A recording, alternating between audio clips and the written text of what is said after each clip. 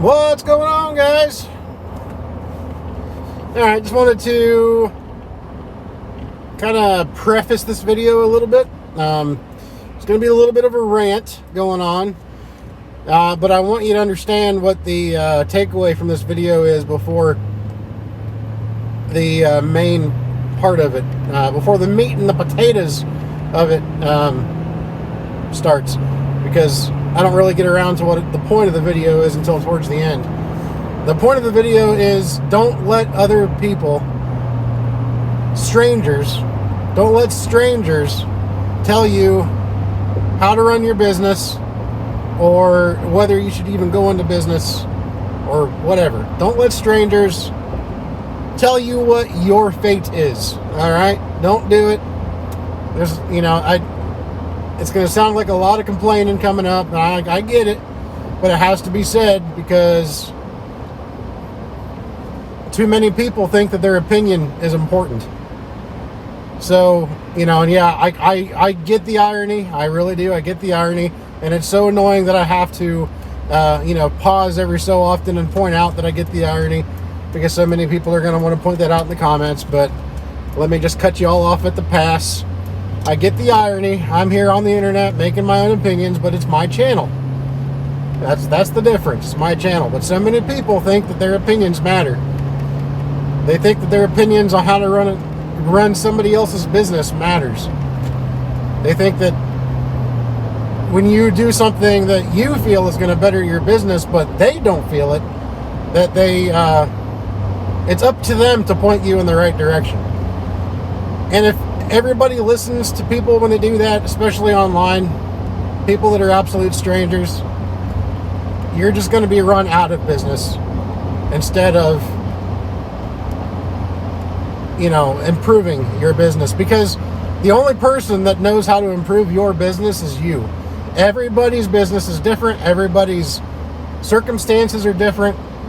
Everybody's everything is different. All right? So keep that in mind as you're watching this video, to maybe understand a little bit as to why I'm a little heated under the collar to read some of the comments and the negativity and all of that. I'm doing what is best for me, for my business, and I'm sorry if my selling my own truck and me deciding that I'm just not as into hood life as I thought I was. I'm sorry if that offends everybody, or some of you guys. I mean, I'm sorry, but I'm not sorry, because it's my business, you see. So, it just, it's just one of those things. It's better for me in this, it's a better move, for me, because only I can understand what my vision for my business is. So, anyways, guys, take that with a grain of salt. I just wanted to put that out there before it all started, so that you didn't just all of a sudden start hearing me, complain about stuff. So, and I will say, there is some language in this one, because I am getting a little bit passionate, a little heated on this one. So, there is some language. So, if you don't want to hear it, click off the video. But anyways, guys, y'all have a good one out there, and I hope you guys enjoy the video. And also, I don't say this in my videos, if you haven't liked and subscribed, do so. Dang it. Do so. Like and subscribe. And comment. And as a lot of you guys have been able to tell, I'm not shy about debate in my comments. I don't shy away from it one bit. So if you guys want to discuss it, feel free. Alright, guys. See ya.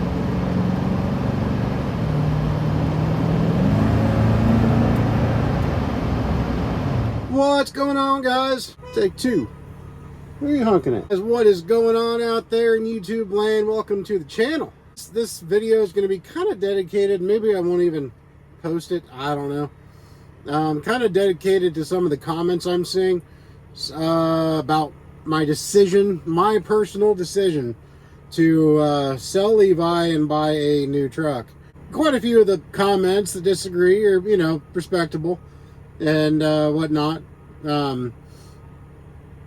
No, well, the vast majority are respectable. I just had to point out some of the stuff that I find humorous about me being, or about telling me that I, I'm making a terrible mistake and I need to keep Levi and this and that. And, so for those of you that, want to say that I should not indulge the haters or the commenters, well, I kind of need to right now because I really want to kind of make light of the situation and kind of show where a lot of the, I don't know if you want to call it a double standard or hypocrisy. I don't know what you would call it exactly, but just to kind of show you guys the, what's the word I'm looking for here? The idiocracy, the lack of intelligence. I don't really know what the best way is to put it without sounding too offensive. I don't know, but when I bought Levi, I remember I bought Levi over a year ago. I remember buying Levi because I bought Levi. So I remember about a little over a year ago, I bought Levi. I bought Levi at Ohio Truck Sales, right? I can remember that so many comments about this truck saying that this was going to be a crap truck. It was going to be a piece of shit. Yes, there's going to be some foul language on this video. That this truck would be a piece of shit. This truck would be a terrible truck. I'd have to be rebuilding it in the first month of ownership. Anybody that buys a truck from Ohio Truck Sales has nothing but problems. They know a guy who has a brother that has a sister-in-law that knew a taxi driver that had a son-in-law that bought a truck from Ohio Truck Sales, and they had to rebuild it in like 2 days. And it was just a terrible decision on my part. And oh man, it's just lipstick on a pig, yada, yada, yada. Fast forward a year later, everybody's begging me to keep Levi. It's a great truck. Don't sell Levi. Why would you do that? But the next truck you're going to buy is a piece of shit. The next truck you're going to buy is it's absolute garbage. Why would you do that? Anybody that buys a pre-emissions truck is going to go out of business. Yeah, same exact song and dance as it was when I bought Levi, but fill in, replace Ohio Truck Sales with emissions. That's all it is. Now, I was thinking about doing a live feed about this because I haven't done a live feed in a long time. But to be honest, I don't really want to sit around and chat for an hour and a half. I just want to make a little dinner and go to bed. Right now, I'm actually sitting here at where am I? Milroy, Pennsylvania, on 322, at the bottom of that big ass hill. Sitting there at the Rudders with the Arby's. But no, I'm not going to have Arby's. I'm not even going to buy Rudders, but Rudders, I like Rudders food. It's good stuff. But I'd rather buy Rudders than, Rudders food than Arby's. Anyways, I'm sidetracking now. The fat guy is sidetracking, thinking about food. What I was going to say is, you fill in, you replace Ohio Truck Sales with an emissions truck, and it's the same song and dance now. Now let me add a caveat here. I am not one bit saying that I'm not going to buy that, or that I'm not going to, run down the road with that new truck, and on the very first trip, it's not gonna visit a hook, not a hooker, no, not that, but a hook, a tow truck. I'm not gonna say that it won't, because it's a freaking truck. Trucks have issues. Machines, they break all the time, all the damn time. Machines break. Old machines, new machines, used machines, everything. They all break. Okay? Yes, emissions adds an extra component and a bigger possibility. And yes, I did sell my Cascadia because it was starting to get into some issues with the emission system. But you know what else that truck had? It almost had 900,000 miles on it, and I bought it with 460. And it, up until about 700,000 miles, I didn't have a single problem with the emission system on that truck. At about 700,000 miles, I started having some codes, and I never really did figure out what those codes were. Nobody told, I even looked at replacing the one box. Everybody told me the one box itself was fine. We replaced pretty much every sensor on that damn thing. And it was still throwing codes. But that emission system never once left me stranded. It made me pull over and do a regen every now and again and then get back on the road, but I never had to call a tow truck for it. You know what I did have to call a tow truck on that truck for 2 times in 1 year? Mechanical shit. You know what I mean by mechanical shit? The transmission went out on me, and a year later, one of the rear ends went out on me. Last I checked, non-emission trucks had a transmission. Non-emission trucks have rear ends. So the only things that went out that required me to call a tow truck on my emissions Freightliner was the exact same things that would cause me to have a hook for a non-emissions, pre-emissions truck.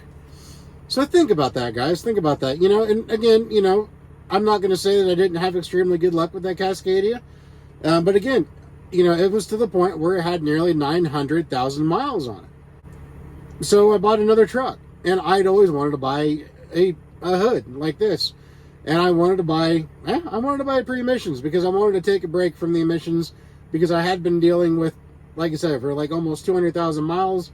The last couple 100,000 miles of that truck's life that I owned it, you know, I was doing a lot of stuff to the emissions. I was. But again, that was also a 2015. 2015 was kind of the transitioning time frame to when emissions trucks started to get a little bit better. Not saying that they don't still have issues. Again, it's a machine. It'll break. But, you know, they have gotten better, progressively getting better. It's like back in the 70s when they introduced catalytic converters on cars. They wreaked a lot of havoc on cars. They did a lot of damage. There were a lot of issues. You know, it took them a while to get things sorted out. Because of our awesome government, they mandated these things, and at the flip of a switch, they expect manufacturers to implement these devices onto our vehicles that didn't have them before, and they expect things to work, you know, flawlessly, but it doesn't work that way. But guess what? We have catalytic converters on our cars now, and they are, for the most part, issue free. And, you know, I'm not saying that the emissions trucks are issue free, but they are getting better. And the truck that I bought is a 2020. I'd say that is well within the realm of, or well within the frame, the framework of, you know, emissions improving. So again, you know, yeah, things could happen. It could break, whatever. It is what it is. I do know that the truck just had a new, the dealer, before they put it on the lot. So, you know, it's a brand new sensor. They put a new def level sensor on the truck and a new def pressure sensor on the truck. I think that's what the second thing, the second sensor was, because it needed those two sensors. And as we know, the def level sensor about a year and a half ago was the sensor that was putting a lot of these trucks off the road for months. And that's what basically greenlit PACCAR to allow you to half-assed delete your truck until they could get the sensor in, because they were just sitting on the lot for months. You know, so they decided to go ahead and greenlight you to, you know, sort of delete your truck in a half-assed way. But it's got that new level sensor. It's got the new, like I said, the def pressure sensor. It's got, you know, it's got the couple new sensors on there. You know, here soon I'll probably replace the DPF. I will replace the whole filter because it's got 426,000 miles on the truck. So it's probably due for a replacement by now. Not a big deal. Again, it's about maintenance, guys. It's about keeping up on the maintenance, not being lazy, doing your due diligence and making sure that the maintenance is up to date, you know. And I will admit, when I asked with this truck, I asked if they had any service records. They didn't. That kind of sucks. I'm not going to lie. That sucks. You can run with that. You can run with that in the comments if you want to. I bought a truck without any service records. Okay. But the truck does still have over a year on its factory warranty, and 175,000 miles left on its factory warranty. So if something goes wrong with it, I've got the warranty behind me, and I am in a position where I can get a rental truck if I need to. If I have to put the truck in the shop for a couple weeks or more, I can get a rental truck if I absolutely need to. I might not be able to get one the next day, but I will be able to get a rental truck, if need be. So I've got my bases covered. I'm not shooting from the hip here, guys. As somebody that I was just debating in a comment, he's saying that I must be a new driver because I've been at it for 15 years. He's been at it since 1976, apparently. And these are calculated risks, and that's what business is, everything about business is a calculated risk. Anytime you make a change, it's a calculated risk. If it's not calculated, it's just a risk. But you need to make calculated risks in business, and that's what I'm doing. It could bite me in the ass. It really could. But you know what? Levi could, it hasn't given me any reason to believe it would, but the engine could blow up on it tomorrow. And then then I have to go out and then I got to put it in the shop for who knows how long. I'd have to see about the possibility of getting a rebuild kit, which we all know the rebuild kits are on back order. So, I'll tell you what, guys. You show me one truck that has never seen, one brand of truck that has never seen a hook a day in its life, and I'll buy it. I'll go out and buy it tomorrow. You show me one truck that has never had to be towed somewhere. One brand. I'm not saying one truck as in like a anecdotal, arbitrary, piece of evidence. I'm saying a brand of trucks, international. Hell, go back to the white trucks, GMC, Ford trucks, when they were still making semis. When they're still making Class 8 trucks. Peterbilt, Kenworth, Freightliner, International. I think it said International. You show me one truck, one brand of truck that has never been seen on a hook, I'll go out and buy it. Trucks break. All right, guys, trucks break all the time. There is no exception to that rule. You might go a long period of time without something happening, and that's awesome. With my Cascadia, when I had that, I went months and months on that truck without having to do anything major to it or having to do anything, big to it. And that was an emissions truck, and that was a 2015 Levi, simply because it's an older truck. I pretty much every time I put it in the shop quite a bit, not necessarily for major things, but just things that I think should get done, because there is a lot more upkeep on an older truck. There really is. It's a great truck, but there's a lot more upkeep on it. As far as the emissions trucks go, like I said, I could have sensor failures, derates, all that stuff. I get it, but every truck can have issues. So it's just, there's no way to get out of it. If you're going to be in this business and own a truck, you're going to have to deal with issues. It doesn't matter what truck you buy, and I'm not out here to please anybody. See, I bought my Peterbilt because yeah, I always wanted a hood truck. I always wanted a hood truck. So, I'll say this. I have fulfilled, I'm one of the lucky few that can say that he has fulfilled his... I'm making a video here. Well, if you heard that, stop talking. Anyway, I've been lucky enough to be able to say that I do well enough in this business that I was able to buy the truck that I wanted, my dream truck, and experience it for a little while, and then decide that, hey, maybe this isn't the truck that is meant for me, and sell it and buy another one, because I'm in the position to be able to do that, because I've done so poorly in my business abilities, apparently. That I could just go to the dealership and pick out the next truck that I wanted and buy it just because I wanted to. I guess that's really poor, I guess that shows poor business skills on my part. I don't know. And I'm still maintaining this truck You know, I bought that truck, and I'm going to put this back in the shop when I go pick that truck up to get stuff done on this truck before somebody buys it. You know, and I'm going to keep putting money into this truck even when I'm not driving it anymore. But apparently, I'm bad. I'm a failure. But okay, I'm upgrading my business, and it's a sign of failure because I'm investing more money into it. That's failure. But I can never. This is why, if anybody were to let YouTube run their business, they would be the ones that went out of business. You need to run your business the way that you deem fit. All right. There's, you know, the guy I was just debating on there, he has sounds like an all mechanical truck, and that's awesome. Peterbilt 359, beautiful trucks. I mean, I haven't seen his.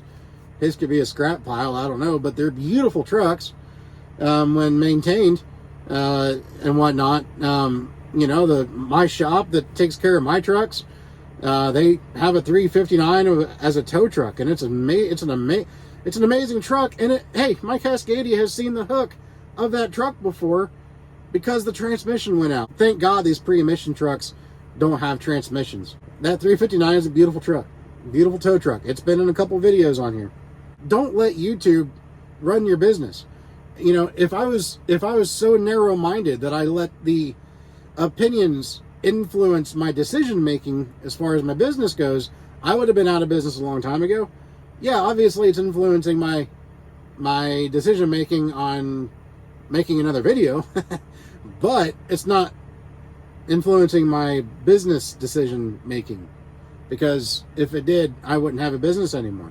No matter what you do, you upset somebody because they think that your way is the wrong way, even though your way has worked for you for years. Your way is the wrong way, their way is the right way. You know, that because everybody pulls the same shit, everybody runs the same terrain, everybody has the same circumstances, everybody this, everybody that, everybody's the exact goddamn same under their umbrella, I guess. I don't know. I relate what you guys are saying back to exactly what you all said when I bought Levi from Ohio Sales. That truck is going to be a piece of shit because you bought it from Ohio Sales. This truck has been a damn good truck. It's displayed the characteristics of an old truck because it is an old truck, but it's been a great truck. It's nothing I didn't expect, and it'll make somebody else a great truck. But it's just not a truck for me anymore. I'll always think that these trucks look amazing. I'll always think that they are beautiful. A little part of me, anytime I see one drive by in my new plastic truck, anytime I see somebody drive by me, sure, I'll have a little sense of, you know, like, oh man, I miss that truck. It'll be quickly, you know, shunned away the next time I pass by a fuel pump instead of stopping to fill up. So that's just me. That's just me, I guess. I mean, I'll say I don't care, but you guys will be like, oh, of course you do. You're commenting about it. And it's not so much as I care. It's that I want to show you guys the hypocrisy or the double standards or whatever you want to say it is, you know, in what you're saying. Because the same people that were saying that about Levi are now telling me that I'm an idiot to get rid of Levi to buy this other truck. So, because Levi's been a good truck, and you all have seen that on my channel. This is kind of off topic, but the guy I was just debating, somehow E-Logs got brought into it. He said, well, if I'm embracing, you know, this is not verbatim, this is, I'm paraphrasing. He said that if I'm embracing the technology that is emissions trucks, then I'm obviously accepting of E-Logs. I don't know where the hell that came from. I don't have any idea. I never mentioned E-Logs. I haven't talked about E-Logs in my vlogs for a long time. And I'd be willing to bet that the majority of those of you that have given me shit about buying the newer truck and getting rid of this one, I'd be willing to take a venture and bet that the majority of you guys are also on E-Logs. So this same guy is talking shit about you guys while talking shit about me. That's funny. I don't care who you are. That's funny. A lot of people are on e-logs because a lot of companies, if you're leased onto a company, a lot of companies require you have an e-log truck. They may not give a damn if it's an emissions truck, but they will require that it is compatible with electronic logs.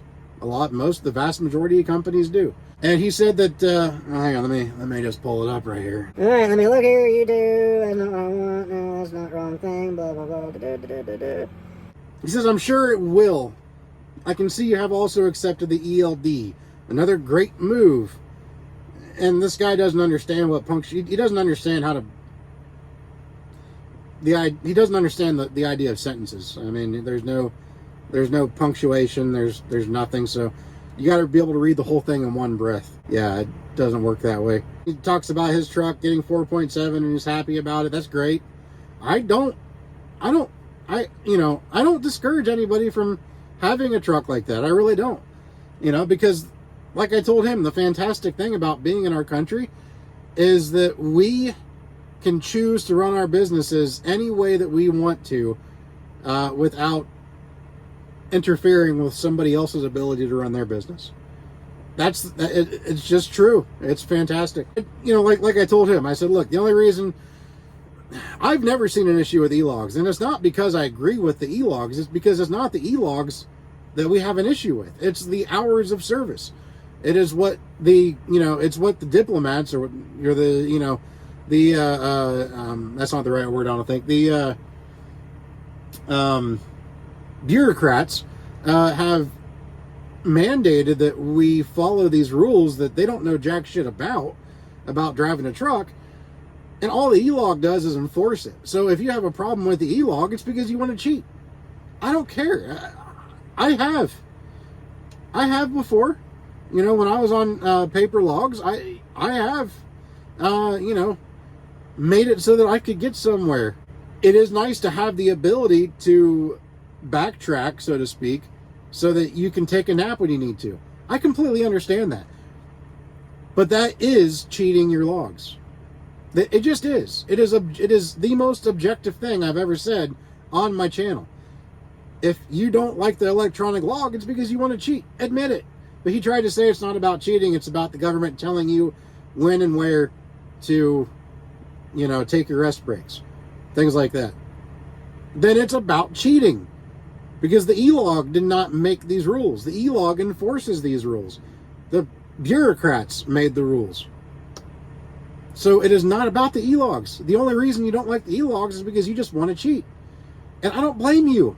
I don't blame you one bit. It's bullshit. What they do to us out here is absolute bull. It really is. But if you don't like the e-logs and you want to be on a pre-emission, pre-e-log truck, paper log truck, then it's because you don't want to abide by the rules of service or the hours of service.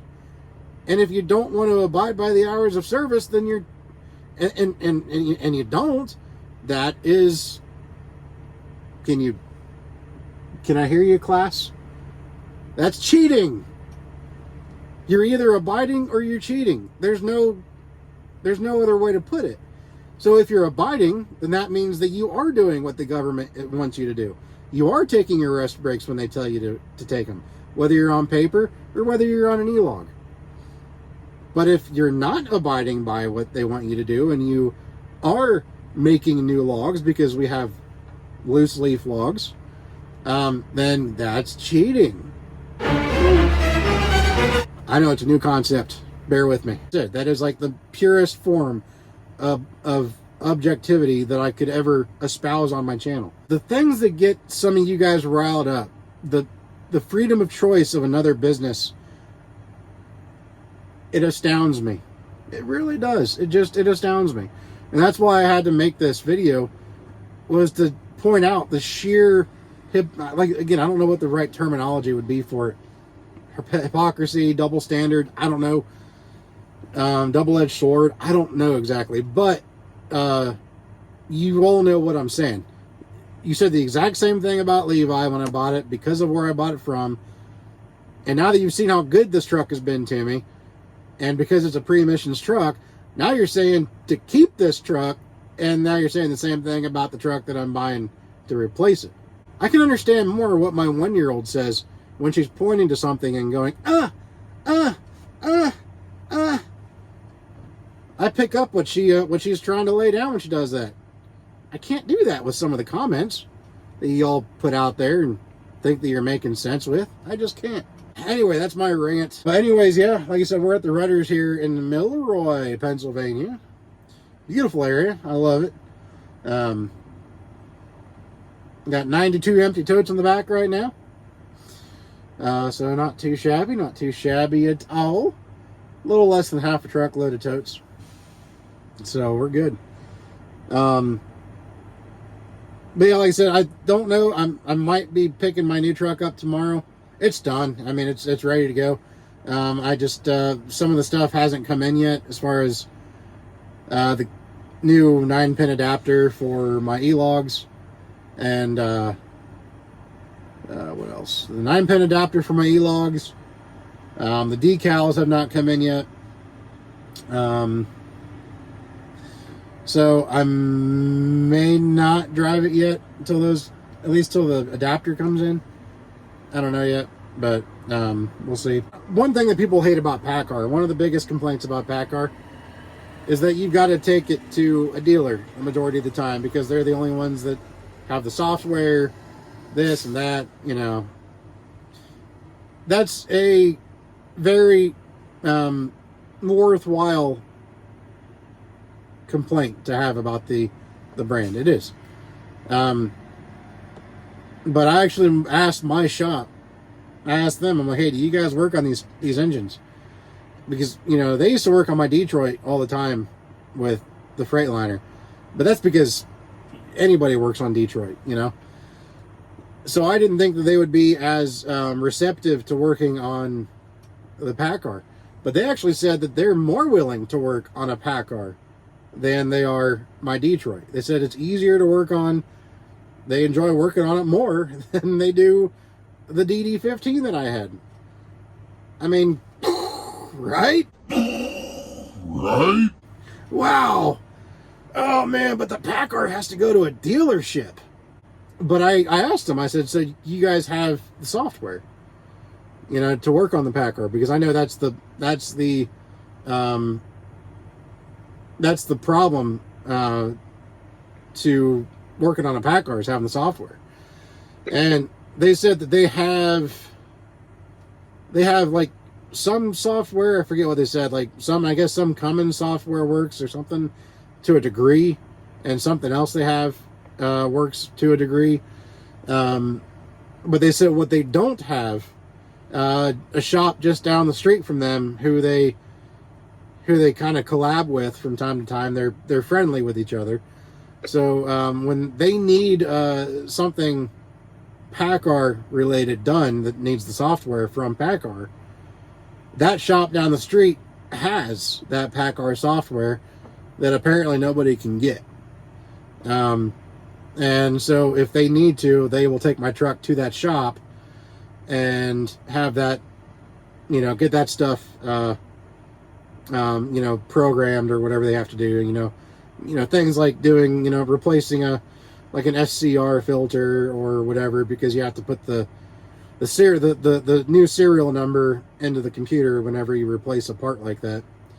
So, you know, they'll need, you know, they'll need access to the PACCAR software, I'd imagine, so they could put the new serial numbers and things like that in for, you know, knock sensors and filters and things like that having to do with the emissions. But I've got my bases covered here, guys. Again, I'm not shooting from the hip. You know, I'm pretty decent at what I'm doing. I don't, you know, I just read a text my wife sent me. It sounds like my son's in trouble. Anyway, you know, I don't talk about, like, I try to make this channel more about just about the day of trucking and things like that, because I don't teach a whole lot on here, because I don't want somebody to take what I do and do it for them, and then if they fail, blame me for it. You know, because what works for me may not work for you.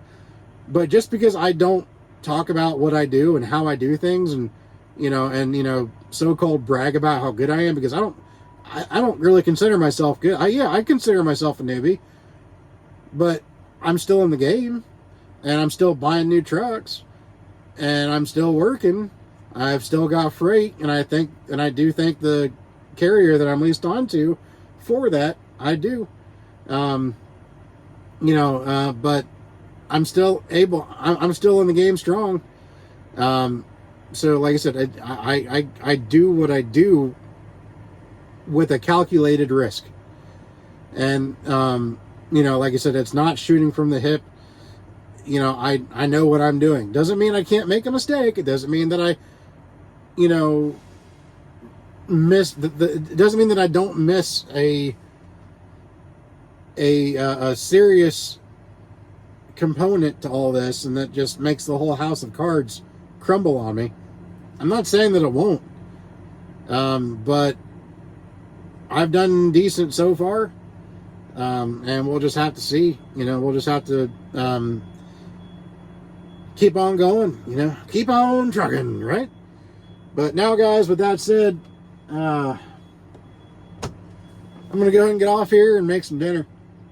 But anyways, y'all have a good one out there, and be safe, and keep surviving to thrive. And if you want to take anything away from this video besides my ranting and complaining and all that, mumbo jumbo, if you want to take anything away from this video, take away the fact that you should not listen to a damn thing anybody says.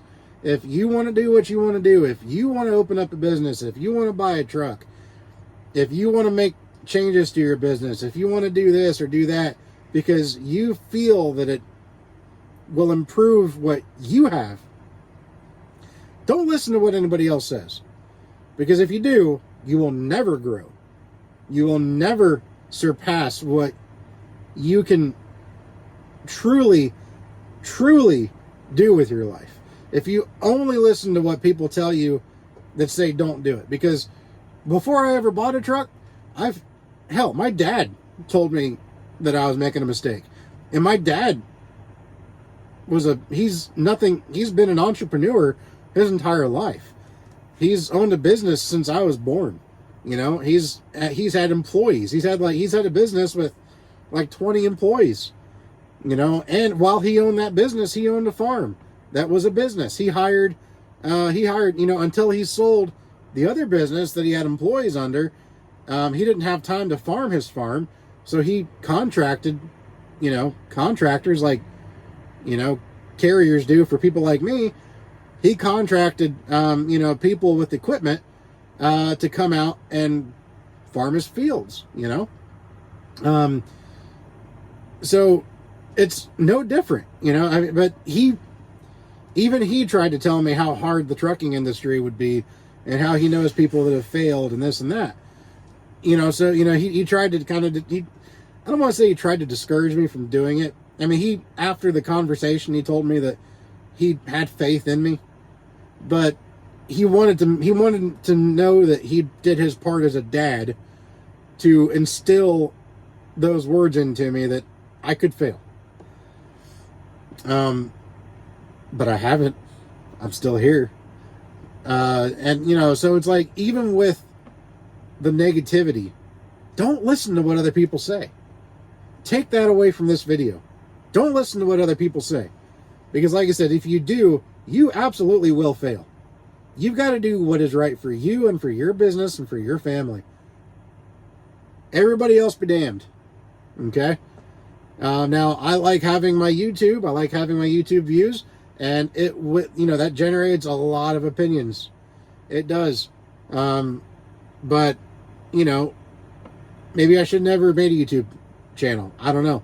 But that's one thing out here, being a truck driver, it gives you something to do. Is, make videos for YouTube, things like that. But obviously I've opened myself up to it, and hey, I'm here to stay. So, like I said, say what you want, make the comments that you want. I haven't failed yet, and I've pretty much done everything against the advice of many others, and it's worked out for me because I'm not them. So guys, you keep that in mind, okay? You'll be awesome out there, guys. Just keep surviving to thrive, and that is what this channel is about. Surviving to thrive against odds that anybody else might lay in front of you. Survive to thrive, guys. All right? Take care and be safe, and we'll talk at you in another video. Hopefully the next video will be the reveal of my new truck. And oh boy, I can't wait to see the comments on that one. Take care, guys.